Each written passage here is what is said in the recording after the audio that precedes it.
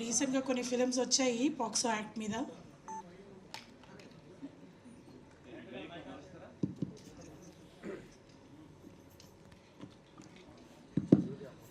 రీసెంట్గా కొన్ని ఫిలిమ్స్ వచ్చాయి పాక్సో యాక్ట్ మీద. So when ever there is a film on a certain law that protects the rights of women, sorry ఇంగ్లీష్లో అడుగుతున్నాను. So so అలాంటి సినిమాలు చేసినప్పుడు, ఎస్పెషలీ ఉమెన్ రైట్స్ మీద ఉన్న లాస్ మీద సినిమా తీసినప్పుడు, దాని లా వల్ల ఉన్న ఉపయోగం కన్నా దానివల్ల వచ్చే నష్టాల మీద సినిమాలు ఎక్కువ ఉన్నాయి. సినిమా పరంగా బాగున్నా అదొక మెసేజ్ కొంచెం రాంగ్గా వెళ్తుంటుంది. అట్లా చాలా ఉమెన్ ప్రొటెక్టెడ్ లాస్ మీద చాలా సినిమాలు వచ్చాయి. సో అట్లాంటి సమయంలో ఎస్పెషల్లీ ఉమెన్ రైట్స్ మీద వచ్చే సినిమాలు సరిగా ఆడని తరుణంలో మీరు యూఫోరియా అనే సినిమా మీద అసలు ఇన్వెస్ట్ ఎట్లా చేశారు? How did you think of making a film? Because it's also business, right? It's just not about, I know it's a right moment for the right film, but this also business important. అంటే first of all అండి, అంటే women's act మీదనే కాదు, any act మీద cinema రావడం అనేది commercial point అండి ఇప్పుడు ఆల్వేజ్. సో మీరు చెప్పినట్టు ఇప్పుడు మనం పాక్సో యాక్ట్నే తీసుకుందాం. పాక్సో యాక్ట్ మీద మనం యాక్చువల్గా ఫస్ట్ టైం స్టార్ట్ చేసాం. ఇది యాక్చువల్గా సపోజ్ టు బి ఇప్పుడు 2026 ఎర్లీ రిలీజ్ అవుతుంది, 2025 ఎర్లీ రిలీజ్ అవ్వాల్సిన సినిమా ఇది. సో మిగతా సినిమాల కంటే మనదే ముందు రావాల్సి ఉందే. బట్ ఎనీవే ఆ యాక్ట్ అనేది ఆల్వేజ్ చాలా కమర్షియల్గా ఉండేదండి. ఇంకా మీరు మిస్యూజ్ అంటారా, మీరు ట్రైలర్లో చూశారు. పాక్సో యాక్ట్ పవర్ ఏంటో చూపిస్తానంటున్న కమిషనర్ జయదేవ్ నాయర్ అని. ఆ పవర్ చూడొచ్చండి ఇందులో. మీరు మిస్యూజ్ ఉండదండి. పాక్సో యాక్ట్ అంటే చెప్పాలంటే చెమట్లకు కారిపోతాయండి. అమ్మ బాబోయ్, ఒక యాక్ట్ తాలూకు ఇది ఇలా ఉంటుందా, పర్యావసనాలు ఇలా ఉంటాయా, ఇంత మన లైఫ్ ఈ రేంజ్కి వెళ్ళిపోతుందా అనేంత సీరియస్నెస్ ఉంటుందండి. సో దీన్ని మించిన కమర్షియల్ పొటెన్షియల్ నాకు ఈ మధ్యకాలంలో వేరే ఏ సోషల్ సబ్జెక్టులోనూ కనిపించలేదు. సో అందుకని నా దృష్టిలో మీకు ఆల్రెడీ పాక్సో యాక్ట్ మీద వచ్చిన సినిమాలు కూడా ప్రూవ్ చేసే పెద్ద హిట్ అయ్యాయి. ఇది తప్పకుండా ఇంకా మంచి హిట్ అవుతుందని కాన్ఫిడెన్స్తో ఉన్నానండి. Thank you. జీవి గారికి మైక్ మార్చండి.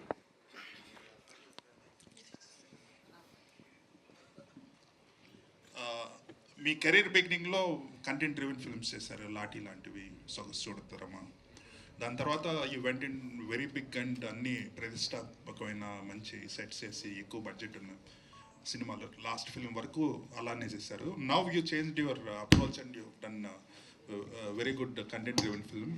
ట్రైలర్ చాలా ఎక్సలెంట్గా ఉంది. There is lot of drama in it. It's very difficult to put drama in a trailer and make people like it. అంటే చాలా ఆస్పెక్ట్స్లో ఉన్నట్టుంది. I mean there are several angles that are covered. It's not just legal thing. There is parental drama and all that. Yes, you are right. So how does it feel coming back to the content driven film?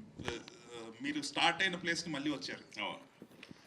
Thank you జీవి గారు. ముందు మిమ్మల్ని చూడటం చాలా ఆనందంగా ఉంది. ఎందుకంటే ఇప్పుడు ఈ యూట్యూబ్లు ఇవన్నీ లేని టైంలో మీరు ఐడియల్ బ్రెయిన్ ద్వారా మీ రివ్యూల్ని చూసి ఇన్స్పైర్ పొందిన వాళ్ళం. మీరు అప్పట్లో మా ఒక్కడు సినిమా రిలీజ్ అయినప్పుడు మహేష్ నేను కూడా చాలా టెన్షన్తో ఉండేవాళ్ళం, జీవి గారు ఏం రాస్తారని చెప్పి. ఎందుకంటే అంత బాగుండేవి మీ అనాలిసిస్ కూడా చాలా ఇష్టం మాకు. సో అలాంటిది మీరు నాకు తెలిసి ఫస్ట్ టైం అనుకుంటాను ఆ టైంలో 4 స్టార్ రేటింగ్ ఇచ్చారు. సో దాంతో మేము నిజంగానే ఆడియన్స్ మెప్పే కాకుండా మీ బోటోళ్ళ మెప్పు కూడా పొందడం అనేది మాకు చాలా ఇన్స్పైరింగ్ అనిపించింది. సో తర్వాత మళ్ళీ మనం ఈ మధ్యలో కలుసుకోలేదు, మళ్ళీ ఇలా కలుసుకుంటున్నందుకు చాలా హ్యాపీగా ఉంది. అదే మీరు దాదాపు మా అందరి కెరీర్లను కూడా బాగా ఫాలో అవుతుంటారు. మీరు అన్నది కరెక్ట్ అండి. ఫస్ట్ నేను ఒక లాఠీ కానీ, సొగసు చూడతరమా కానీ, మనోహరం కానీ ఇలాంటి ఎప్పుడూ కూడా, అంటే వీళ్ళు ఎప్పుడు దొరికినా సరే నేను కంటెంట్ ఓరియంటెడ్ సినిమాలు తీయడానికి వెనకాడలేదండి. నాకు యాక్చువల్గా ఫస్ట్ కూడా కంటెంట్ డ్రివెన్ ఫిల్మ్సే చాలా ఇష్టం. సో అలాగా ఇది నన్ను బాగా ఇన్స్పైర్ చేసిన కథ అండి.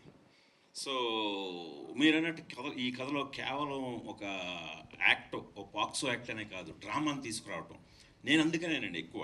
అంటే 3 దీంట్లో మెయిన్ కోర్ పాయింట్స్ ఉన్నాయండి. Adolescence, parenting, social impact. ఈ 3 కోర్ థీమ్ అండి ఈ సబ్జెక్ట్కి. ఈ మూడింటిని కూడా అంటే చాలా జెన్యున్గా, అంటే మనకి అడ్వాంటేజ్ కొత్త వాళ్ళతో తీసేటప్పుడు అండి టెంప్లెట్లు ఏం ఫాలో అవసరం లేదు, రూల్స్ ఏమి ఉండవు. కథను చాలా స్ట్రాంగ్గా మనం ఎలాగైతే అనుకున్నామో అంత స్ట్రాంగ్గా, అంత నిర్భయంగా కూడా చెప్పానండి. చాలా బోల్డ్గా కూడా చెప్పాను. అంటే కొన్ని సీన్స్లో అయితే నన్ను తిడుతూ అరుస్తారు కూడా. సో ఒక కొందరైతే మధ్యలోంచి బాయ్కట్ చేసి వెళ్ళే ప్రమాదం కూడా ఉందండి.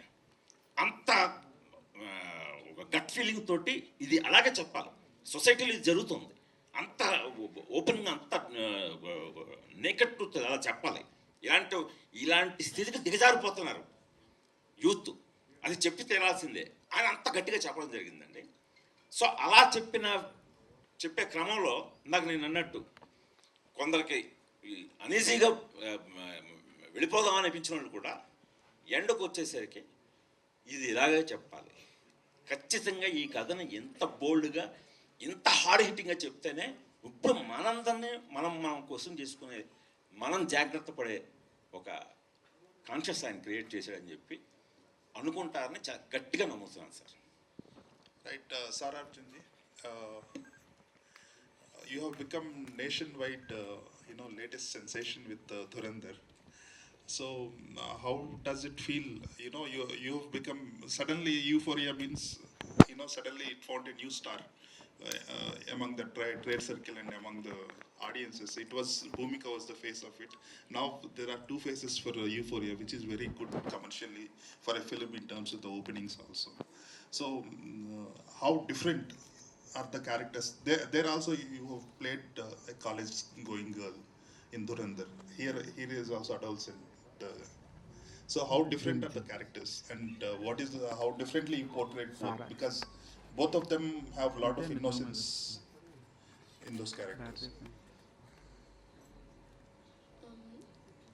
They're very different from each other actually, and I don't want to reveal much about the character Chaitra that I'm playing here, because it's her journey through the course of the film is just it's a very sensitive subject, and I want the audience to feel it for the first time without me spoiling and talking about it.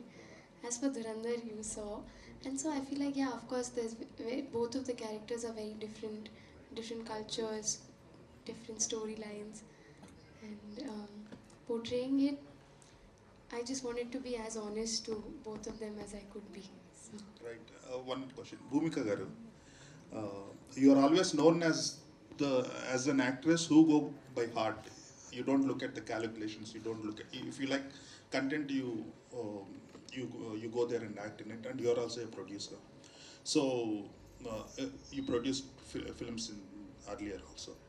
So this is kind of your comeback film in Telugu after a long gap. So how does it feel to be back? Thank you. I don't know if it's a comeback per se, but because I've been doing films, maybe not very big roles or smaller roles, the length may have differed. But yes, I work on projects which I feel are close to my heart. I don't go by the equation of yes, business is important for the producer and for people, but yes, the subject should touch my heart. And I'm playing a mother in this film. So you know how the film industry works. You get slotted very fast. So you're like, oh, she's playing a mom. Let's just take her as a mom forever. But the reason I played a mom to a 16, 18-year-old boy in the film, once the movie releases, you'll understand.